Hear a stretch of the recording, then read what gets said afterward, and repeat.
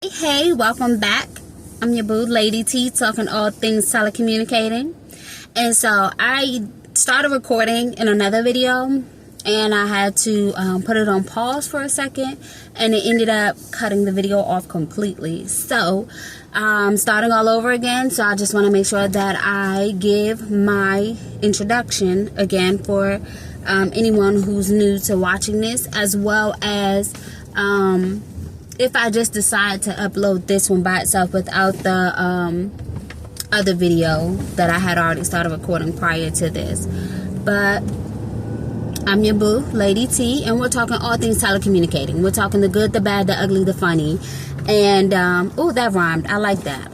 I'm still learning my intro. That might be it. The good, the bad, the ugly, the funny. Okay, we're going to go with it. So what this platform is about is just giving telecommunicators a safe space to talk amongst ourselves and to, ooh, I like her helmet. She's on a motorcycle and she got a little ponytail hanging from it. I can't make you see. I don't know if you can see it or not, but you can't. We're leaving now. And so it's a safe space for us to have the hard conversations. Like, we want to talk amongst ourselves because I'm learning that what goes on in my call center is not always what goes on at other call centers, but I'm also learning some of the things that we are enduring in our call center, other people are enduring in their call centers, and it's not okay, and we don't like it. But because it's a corporate company, or because it may be a private company and they can, monopolize their say-so and their policy and procedures, it takes a toll on us ultimately. So where can we go to get that stress off our chest without burning out our family, without burning out our friends? Where can we go to have that conversation without the general public thinking that we're rude, that we're inconsiderate, that, oh my gosh, y'all are, helping the community. How dare y'all have an attitude about them when they're going through the trauma situation, or they're the ones that's having their 911 emergency.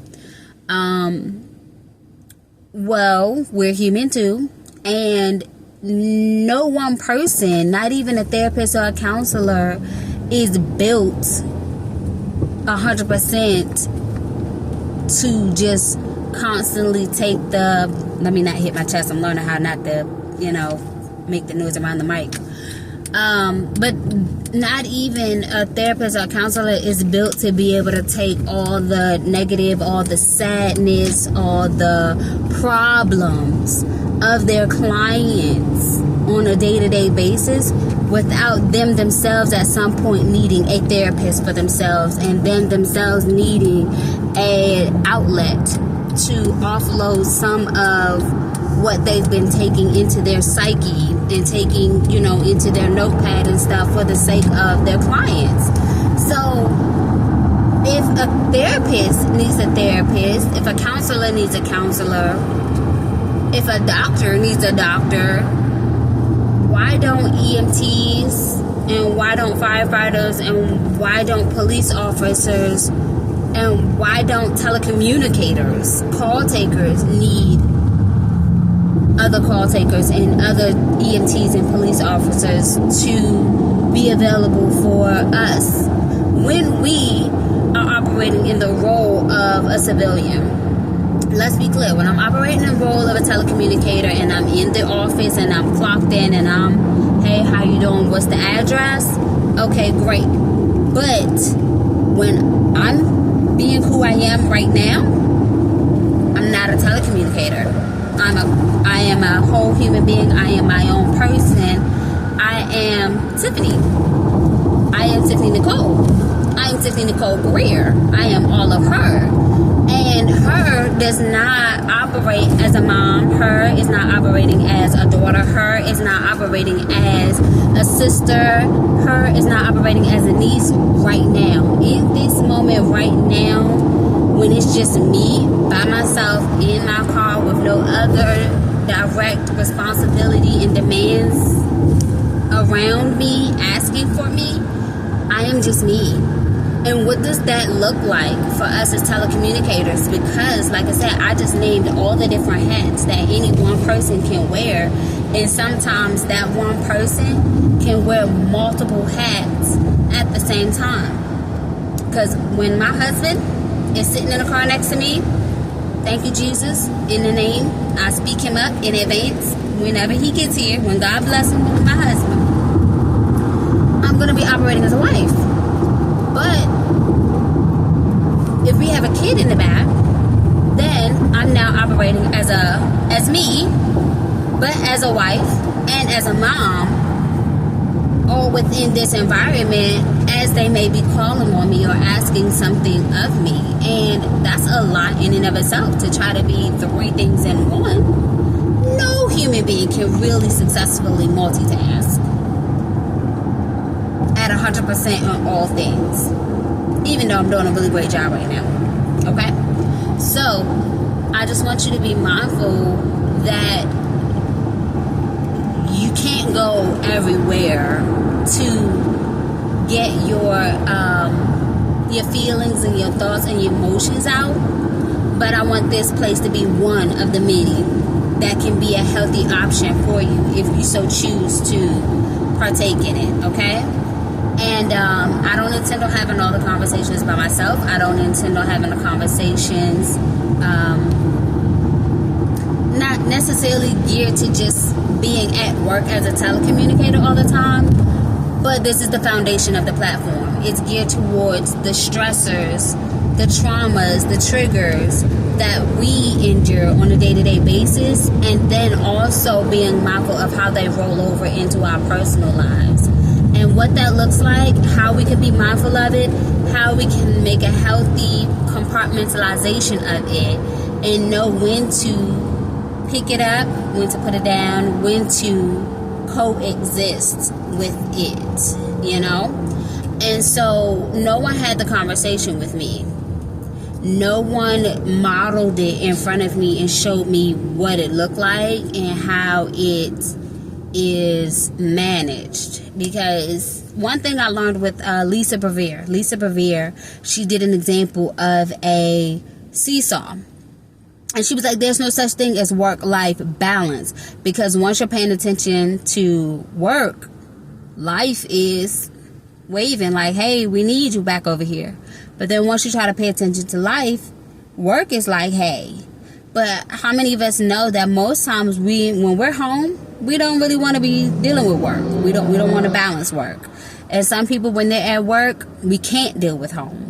Unless school calls us to come pick up the babies, unless, you know, you got cameras in the house and the dog is tearing up everything and peeing all over the place. There's not really no one way to balance both at any one time. But what it is work-life manage. How to manage it. How to give what time and attention to which category as it comes up on your schedule, on your daily agenda. That's really the best way that I can say it. So I want to highlight that, you know, and make a healthy awareness of it, that it's not all in balancing. People have thrown that word out a lot, but now I notice, like I said, with Lisa Bevere, who is a pastor, an author, she's expressed how you can manage your life and your daily activities. So sports, if your kids got sports, if your husband or your boyfriend has a sport or a hobby he's going to and you want to show up and support, or if your girlfriend, let's be clear, we're talking about men and women dispatches here, both men and women call takers, okay?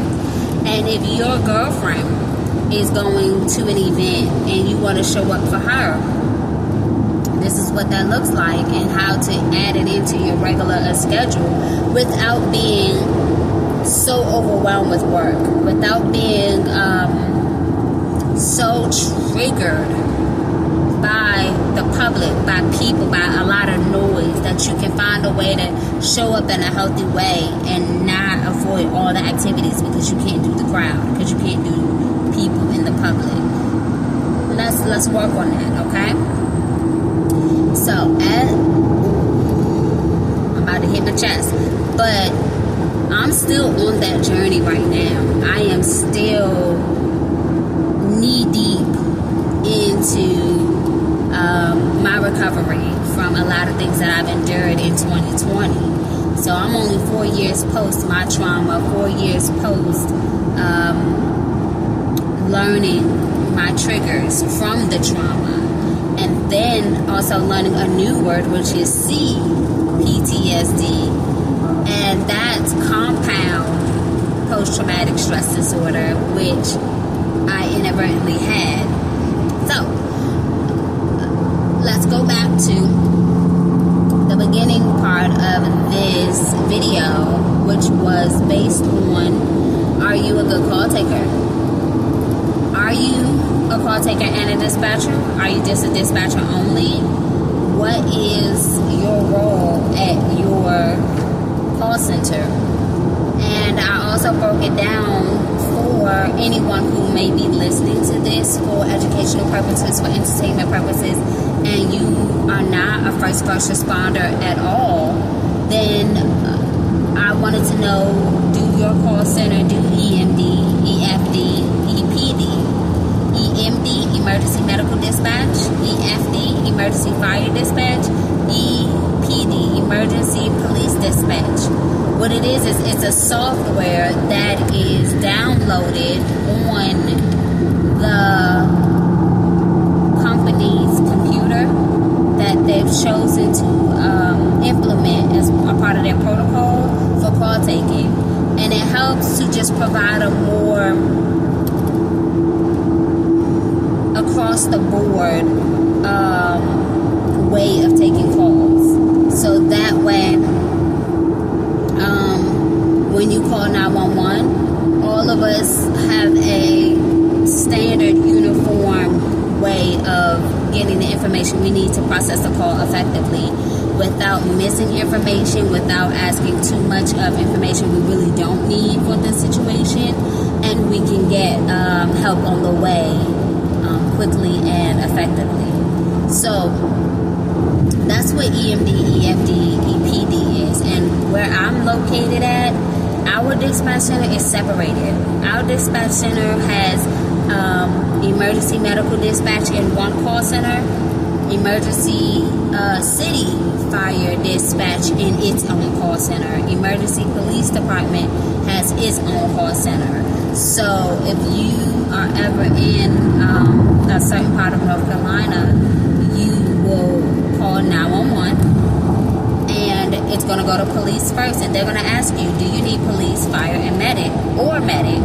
And whichever one, both or three that you say that you need, they'll then transfer the call over to the next department. So I get it. It sounds like it's delaying care, and it's a little bit of a nuisance because it's like, why I had to wait on hold for you to pick up. Now I got to be transferred for somebody else to pick up, and this is an emergency. Don't ask me. Ask the companies and the county people that put it this way. Okay, I just work and follow their protocol. I don't make them. Okay, but that's what it is for my call center. So when I work in the medical side, so when you call 911, they ask if you need police and medic, and you say you need medical, they'll transfer you over to me. So now I'm asking for the address and the telephone number because, mind you, I wasn't privy to the conversation with you and police. Police will stay on the line depending on what they hear you say. So if you say it was domestic violence, it was a car accident, something like that, they're going to stay on the line because the information I'm going to get is going to be pretty much what we both need. Now, if it's like, oh, I can't breathe, or my chest hurt, or I've been vomiting and got diarrhea, police is like, oh, that's not us. We don't need to do no safety there. Hang up. So it all depends on what the nature of the call is that will determine if you have more than one agency on the line or not. At the same time with fire, because if you call and say, hey, I had a car accident, but my car is smoking right now, and it looks like it's catching on fire. Okay, well, that's all three of us. Police needs to go secure the scene, make sure no other cars is going to come and crash into you guys. Medic is going to come check out all the drivers and passengers, and then fire is going to come and maintain your vehicle. There you go. So some other call centers have 3-in-1, where they have all 3 systems on one computer. So when you call and say, hey, do you need police, fire, or medic? You say, I need medic, they just pull that system up. If you say, hey, I need fire, boom, they just pull that script up. And they still have to read the script. So most, if not all, call centers have a script that they have to read nowadays.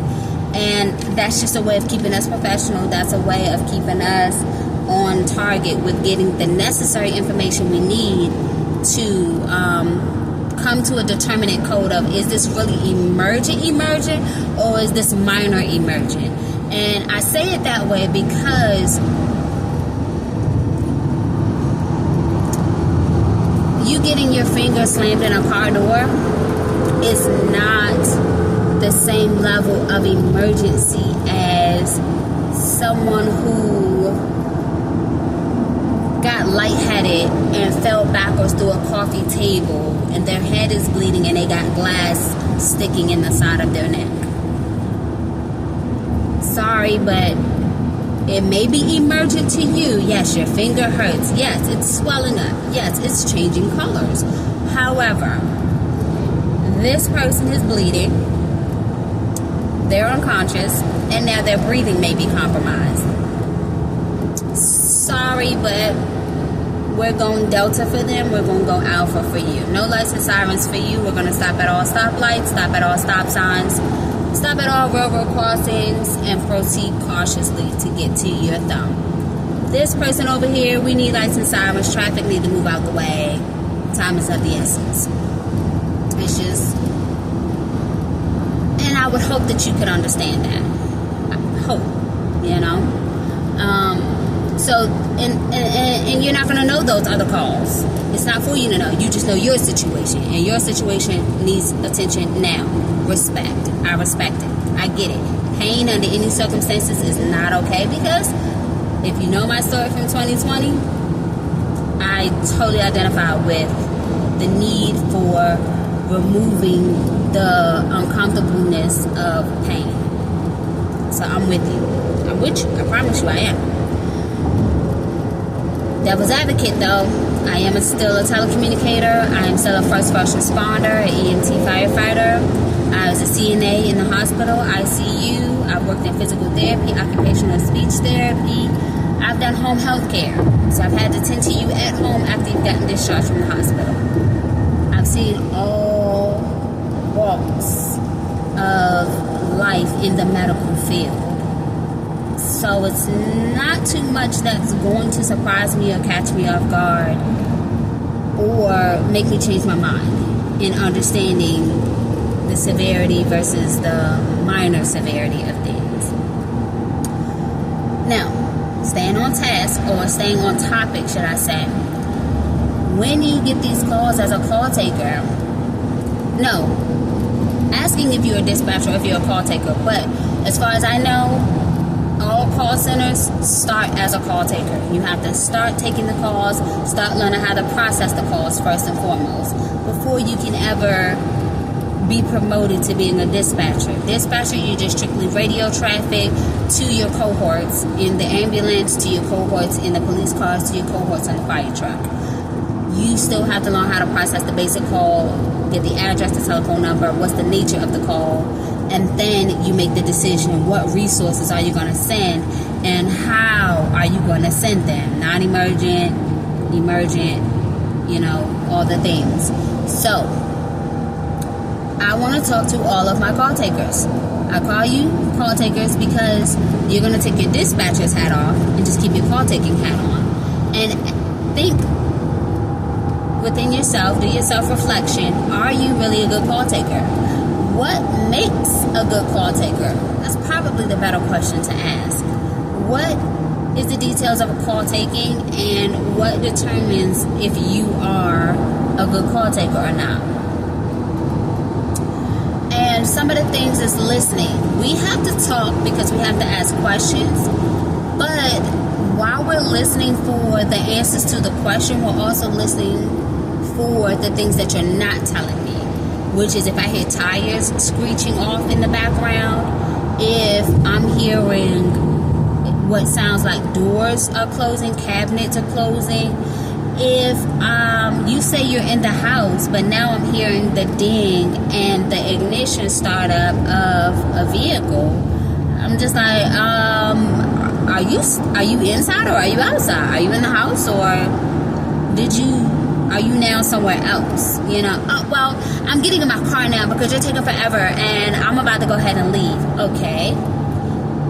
Well, then if you're leaving, we can't send help to the address you gave me because you're no longer going to be at that address. And the purpose of us coming is to assess you.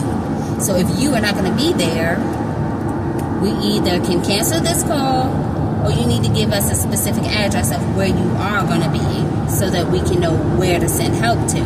But we can't chase you all throughout the city or the area. So it's those little nuances that we have to listen out for. You can have a caller that's talking real low, like, yeah, I'm okay. Yeah, and it's like, okay, you're answering me, but you're answering me real hesitantly. You're answering me with a low tone, and when I say I can't hear you, you still are not able, or you still have chosen not to speak up.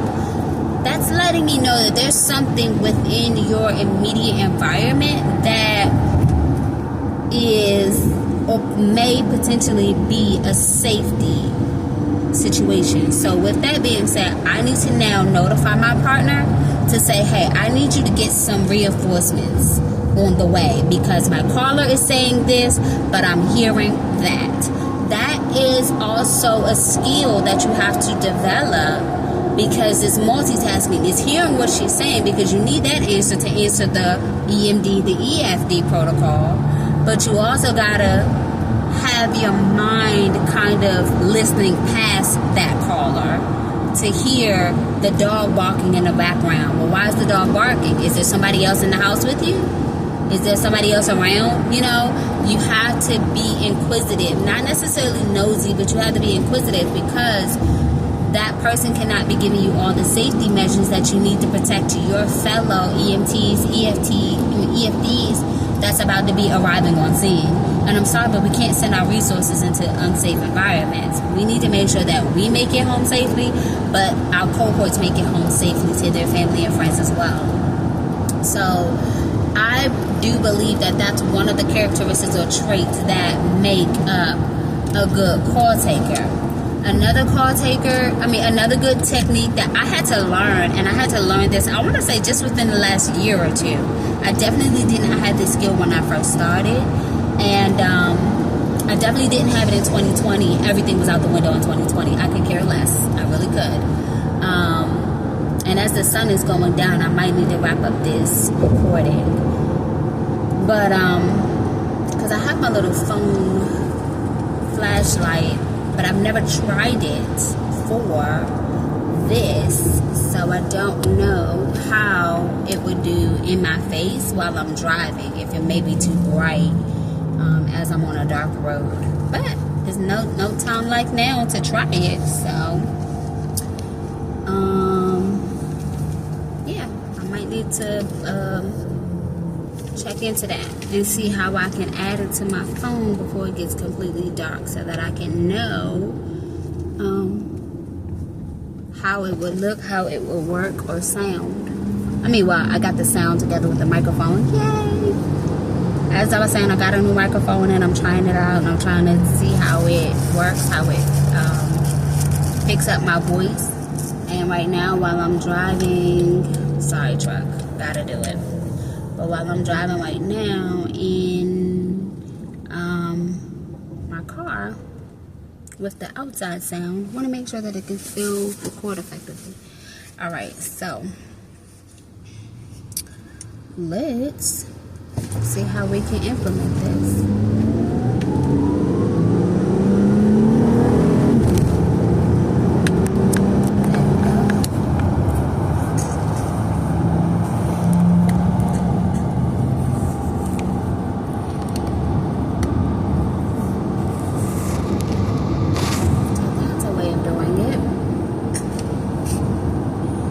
Maybe I could do it.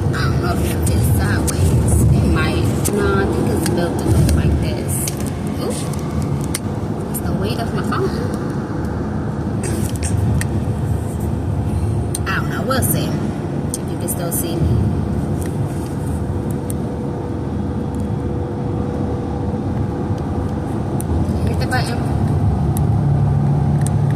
Yeah, I did.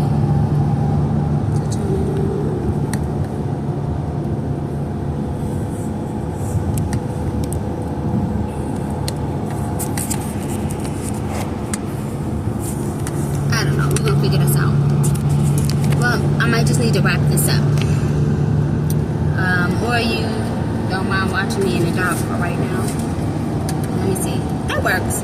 We can do this for right now. Because I'm almost done. So, as I was saying, I am, those are just some of the things to take into consideration as a good telecommunicator. One of the other things that I noticed as a telecommunicator is recognizing the right tone to use for which caller. I have, when I talk natural, like how you hear me talking right now, this right here is my normal tone. This is me just having a conversation. Hey, how you doing? And it's not me trying to put much thought into how I want to sound and how I want to make you feel behind my sound. That's not what this is. But when you're taking calls with emotional, irrational people, I'm learning that your tone has to be considered. And while I know for sure I don't have the capacity to pick a certain tone and implement it on 150 to 200 calls per shift, I am trying to learn at least the really key specific calls that tone is needed for. And what I mean by that is that you can get, like I get a guy who's calling about his wife and she passed out in the bathroom for whatever reason. And I'm like, all right, so what's the address of the emergency? And what is the telephone number? Okay, where is she right now? Is she awake? Okay, is she breathing? And I'm pacing myself, you know, because he's here. I'm doing my best to not go there with him. So that's also another thing. I'm about to deflect, but let me stay on target. I can come back to that. But that's also another thing that I am being mindful of, is staying here even though he's here. And so he's like, stop asking me all these questions. Just hurry up and get here. You're asking me these questions and she could be dead by now and you're just taking your time as if, you know, this is not an emergency. Okay, just because my tone is calm doesn't mean that it has delayed care. Doesn't mean that it slows down my fingers from moving. My fingers could be doing this even though my tone is like this, you know? And so for that particular caller, I now have to match his level. I now have to, sir, get her out the bathroom. Go put her on the floor. Lay her flat. Sir, have you elevated her feet? Is she talking now? I need you to go unlock it. Have you unlocked? Did you go unlock the door? Have you unlocked the door? Is the door unlocked for the response? He was like, hold on. Okay, so now you want me to hold. First I was going too slow. Now that I'm matching you and I'm like, let's get it. If it's an emergency, let's go. And you're like, pause, wait a minute, slow down. Let me, hold up. Oh, okay. Let's get it together then. Because my fingers are not delaying, they're driving. I'm not leaving the call center to come knock on your door personally. So work with me. But on the flip side, somebody's calling and maybe my energy is still high from the previous call that I just took. Like you say, let's say I just got off the phone with him and I had to go there with him so that he could get it, so that he can bring it down a notch and know that I'm taking his urgency seriously.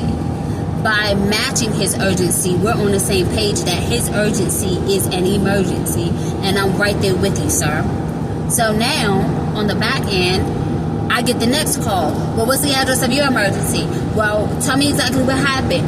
Okay, you were in a car accident? Okay, well, how many people were in an accident? Okay, well, who's injured? Okay, well, you told me that there's 2 people in a car, there's a baby, there's this. You told me that that's who's in the car. You have not specified who actually is injured out of that number of people, because I don't want to assume that everybody's injured, because everybody may not be.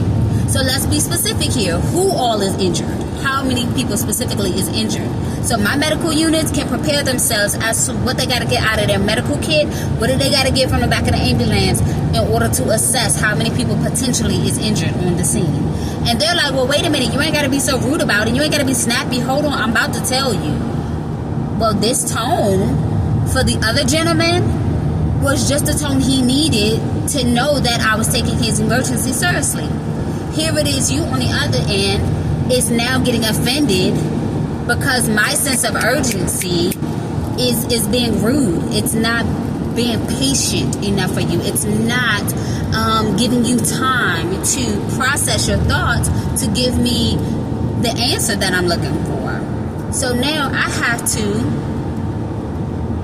bring it down to appease you and your emergency and be like, okay, well, help is on the way, but I need to know who's injured so that my resources can get prepared.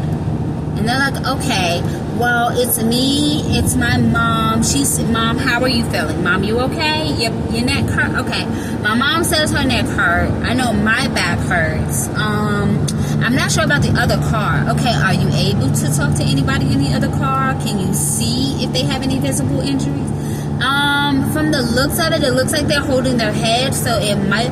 Okay, thank you for that. Now, what is the color of your car? You see how much energy that took? You see how much I had to really pull back versus just shooting off? Now, me naturally, when I'm in a good mood, I got my energy going good and all the things, my energy is go, go, go, go, go, go, go. I'm with it all day, okay? There are some days when I'm exhausted, coming straight from class. I've been in class all day and I gotta come straight to work and gotta work a 10 to 12 hour shift. I ain't got it, boo. I'm sorry. That ain't me today, you know? So it's like, all right, what's the address? All right, who and what and where and how, you know, just all the W's. And so that you get a different energy from me. But as a good call taker, even though that's who my individual self is dealing with and feeling, that's where I'm at in my life at that shift, I am still being the call taker that is aware of who's on my phone and how I need to show up for them and their emergency. What is the best tone to use for them to get the best answers and response I need to get from them to follow the instructions I need them to follow to get everything prepared for my first responders that's going to arrive on scene. So if I need them to not fuss at me and worry about my tone being negative, worry about my tone being rude or inconsiderate or how dare you, they go off. They will take as many minutes as they want to go off on a rant to cuss me out because they called me. They will. And so I have to figure out a way to mitigate that and be like, okay, I apologize for using that tone, but let me help you in your situation. Let me help you and your family. Let me help you and your friends, or, you know, whatever you're calling about. And so I have to be the humble one. That's another thing. You have to be willing to humble yourself even though you ain't done squat wrong. Okay? Even though you ain't the one that bit her, the dog did. Even though you ain't the one who baby rolled off the bed. They left the baby, not you. Even though you're not the one that's causing the emergency, you still have to be the one to try and not add to the emergency and just be like, okay, you know what? My bad. I apologize for my tone. I apologize for asking the questions too quickly or whatever they're, you know, fussing about. And just be like, can we move on? Can we go ahead and get the help we need for whoever you're calling about while we're waiting for responders to arrive on scene? And so it takes a lot to humble yourself and not be wanting to go off and be like, you don't want to call me. I'm not the bill collector calling you, trying to take your money. You know what I mean? I didn't wake up with you. I don't have to go to sleep with you. I don't owe you nothing. But I'm here to serve you. I'm here to save you, your family, your friends, whatever. And instead of having to give them that whole skit, you just be like, you know what? You're right. I'm wrong. I apologize. My tone was too much for you. So let me, you know, find a better tone that will accommodate you in your emergency. You don't say that to them either You say it in your head, and you adjust accordingly. And I do believe that those are the qualities and characteristics of a good call taker, is being, number one, in tune with yourself, knowing that I have RBV. I'm not a cursor per se. I don't like to curse. I used to curse. I don't curse anymore, if anything. But resting bitch voice, you know, and how people have resting bitch face. I feel like I have resting bitch voice, where the average of my calls is going to be like this. What is the address? Okay, so who's hurt? Well, where are they? What's going on? So here it is, I'm inquiring, but my tone is like, Okay, I'm not trying to give you that tone, but that's just my tone. It's the voice God gave me, and this is how I'm using it, so my bad. But if I wasn't concerned, I wouldn't have applied for this job. If I genuinely didn't care and wasn't trying to provide help to you, I wouldn't have came to work today. I would have definitely used wonderful sick time, a mental health day, and kept all my energy at home. But I showed up.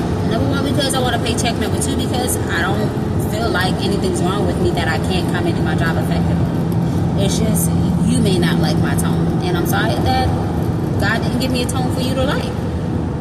It's just what it is. What I can do is be mindful of what caller I have on the phone at that moment, and then try to move the needle, you know, a little bit here or there to accommodate making the call go smoothly, making the situation stay as de-escalated as possible, because it's already going to be escalated in its own way. Because no one calls us when they're about to buy a new house. No one calls us when they got a new car, or when they want to let us know that they got a promotion on their job. They're not calling us for that. So just knowing when you're about to walk into this job, you're getting the worst moment of a person's life at that particular time. Unfortunately, that's just the nature of our job, which takes a unique, special person for it. You are a whole unique person in your own special lane and way, because this is not a job that people are knocking doors down to come and work for. It's just not. So the fact that we chose to raise our hand and say that we sign up for this lifestyle of adversity,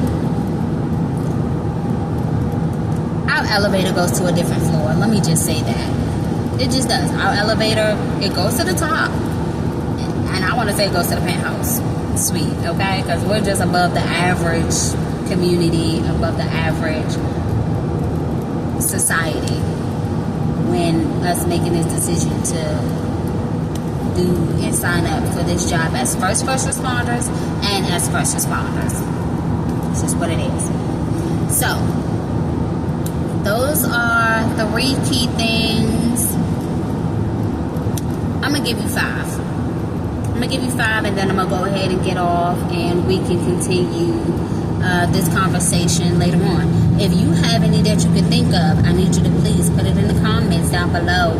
I need you to please share this video with all other telecommunicators around the world. Not just in your city, not in your state, not in your country, but around the world, okay?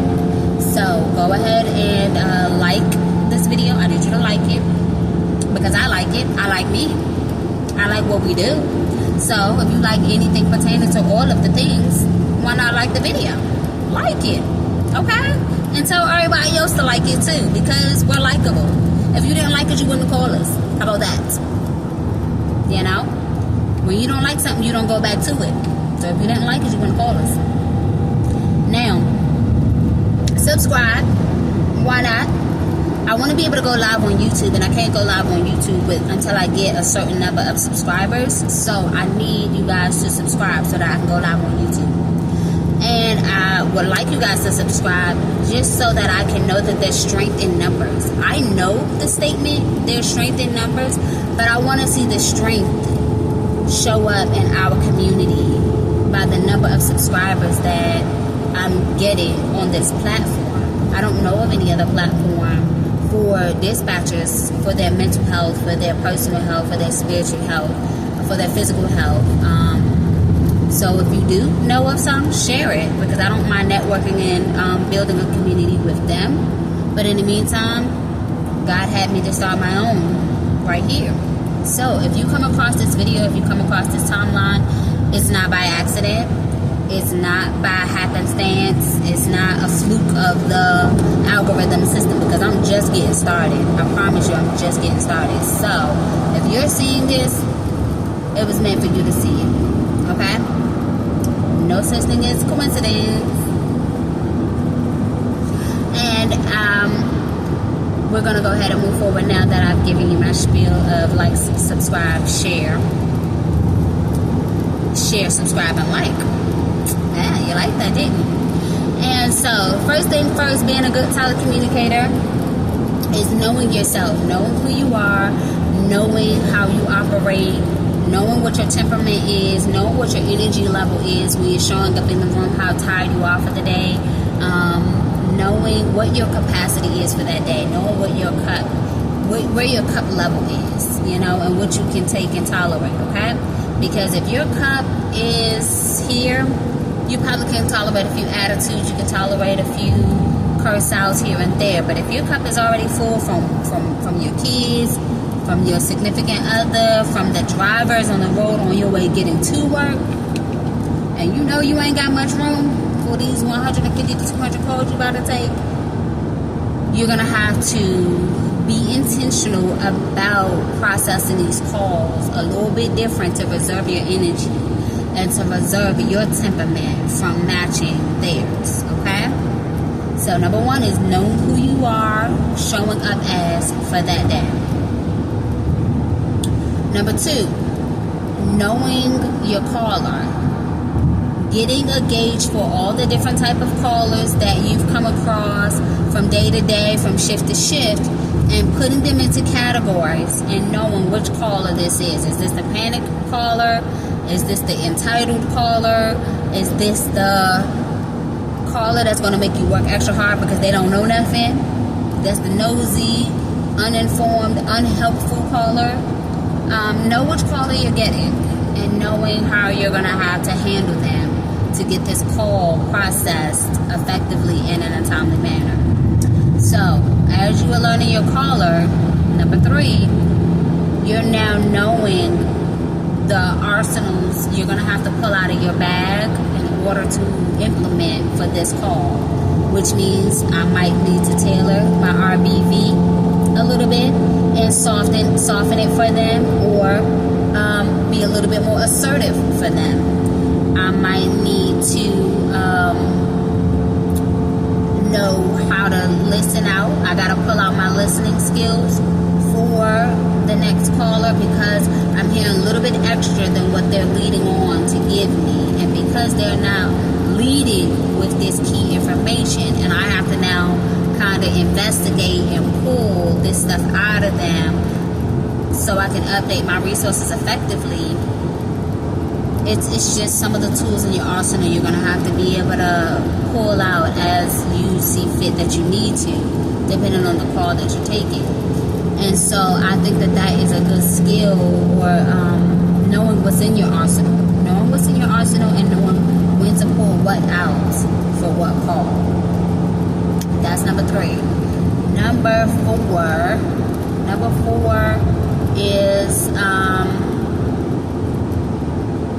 I gave some good tips earlier, and I've been just running all this information as a good call taker. Knowing the resources you have. Knowing the resources you have around you.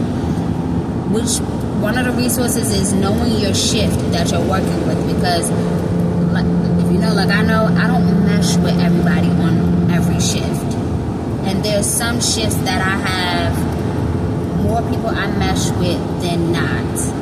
And so when I know which shift I'm working on, I know the energy in the room. So I already know the vibe that may rock with me or may not rock with me. And so I'm going to have to create my own little vibe to get through my shift. So when you know the energy in your room as a call taker, you also, or should I say the shift you're going to be working on, you also know the things that you're going to have to prepare for in advance to help you get through that shift. And the supervisors too. The supervisors and the managers that's going to be on duty that day, can make or break a good shift as well. So knowing that is also key for showing up as a good call taker, because that helps to know how you're going to function, how you're going to operate. Some people, they're not moved or swayed one way or the other by people around them or by the supervisors, but for other people, it matters. It matters big time. And so you got to know who you are, and you got to know what works for you. Number 5, because I wanted to get 5. So number 5, what makes a good call taker? Hearing your callers, listening, knowing yourself. What else? What else can I do as a 5th one? I'm going to leave it for you. I could come up with one, but I don't want to drag out the video with my thought processing. But in the meantime, because I'm not in this platform alone, because I'm not in this group, in this family alone, I'm not going to answer all of this by myself. I need you guys to join in and give me the answers. So give me number 5 and give me a bonus answer as well that I didn't mention in the video at all. And let me know what makes a good call taker. And do you think you are a good call taker? Not a dispatcher, not a supervisor, not a manager, not any of the other titles and hats and roles that you play in the call center. Are you just strictly, a good call taker? So, I'm going to let you go. I'm going to let you mull over all this wonderful, juicy information that I just gave you, because I definitely dropped some gems, some bombs, some jewels, some all the things. And, yeah, we're going to get back to each other at the next episode of Hear Me When I Say. Why? Because I want to hear what you got to say. It's not just me talking up here, okay? I want to hear what you got to say as well about how we operate and what goes on in each one of our call centers. Because I know my call center is not the same as everybody's. And I want to know what's going on in your call center. So talk to me. Let me know what's good. And I am going to close out this episode with a prayer. Like I said, this is an assignment that God gave me. This is a vision that He displayed to me, and this is an assignment that He's calling me to do, and I have to be obedient to it. And with being obedient to it, I need to be a good steward over it. And a good steward over it is making sure that I am intentional about acknowledging Him who gave me this platform, acknowledging Him who is giving me the wisdom and how to show up for you guys while I'm still on this journey of learning how to show up effectively and in a healthy, best way for myself in the call center and out the call center, and also how to navigate the conversations with you that I enlighten you, I educate you, I encourage you, I am going to make you laugh, I'm going to make you think, I'm going to, unfortunately put a couple of daggers in your heart like, ooh, Tiff, you ain't had to talk to me like that, you ain't had to say it like that, ooh, that was a gut check. Yeah, but at the same time, it was a very much needed gut check, because we got to do better. We got to do better by ourselves. We're doing so much focusing for the community that it's like, well, what are you doing for yourself first before you get to the community? What are you doing for yourself first before I can do anything for my husband? Hey, bub, when God get him here, when God get him here, so I gotta get me right first, or he put homie over here next to me, because I can't be hotmess.com in a bad way for him. I gotta be hotmess.com for him when he come, okay? And, for our family, that's gonna be all in the back. We gotta I gotta be able to show up good for them too, but I gotta get me right first. And so I need you guys to take a step back in the middle of our career, because I'm still here with you guys right now, and let's get us together. Let's get us all the way together, and then we can be that much better for the community and our personal community that we have been assigned to steward well over in our life here on earth. So I want to pray that God allows this video to come across your timeline at the right time, in the right season in your life, where you need to hear it, where you need to glean this information. I pray, Father God, that whoever receives it, that their mind and their heart is open to receive the information. And I pray, Father God, that they steward well over the information, that they are in their heart posture is in a right place to receive the information, and they're ready to do the work. It's not going to be easy, but it is doable. They're not alone, because I'm here doing the work, and they have me if nobody else, but they got you most importantly if nobody else, because God and me is the majority. I'm going to tell you that right now. If nobody else subscribes, like, or watch this video, I've already done my due diligence, and I've already spoke to the masses, because I did what God told me to do. And me and him, we're the majority. So I'm satisfied in my spirit if he's satisfied with the assignment that I've done. And this is what he's telling me to do. So I'm going to pray that you are healed. I'm going to pray for your healing, and we're going to pray for your journey to being whole and being healthy in your mind, being healthy in your spirit, being healthy in your body, being healthy in your emotions, because this is a very emotional job, and it can weigh on your mental and emotional if you're not careful, if you're not built, equipped, and suited and booted and ready to do the job when you clock in. So I am going to let you guys go, and I am going to get ready to continue my journey, and we'll talk later. So I'm going to let you go, but definitely show up with me at the next episode of Hear Me When I Say, by me, Lady T, talking all things telecommunicator. And what did I say in the beginning? I say good, bad, funny, and scary, good, bad. I don't know. I'm going to have to go back and watch it and write it down and recite it a couple times just so that I myself can record it. But it rhymed, and it went real good in the beginning. So if you watch this from the beginning, you know what I'm talking about. You know what I said, and it was funny. So as I said, I'm going to go ahead and let you guys go. And we're just going to continue this journey of telecommunicating. And one conversation at a time, one phone call at a time, one prayer at a time. Love you.